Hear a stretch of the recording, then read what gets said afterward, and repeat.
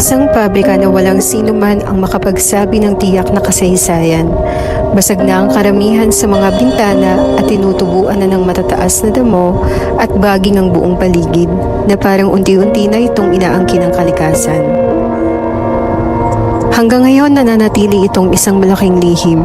Ang pabrikang nakatayo pa rin, tahimik at puno ng misteryo habang ang tunay nitong kwento ay nananatiling nakatago sa nakaraan na walang nakakaalam.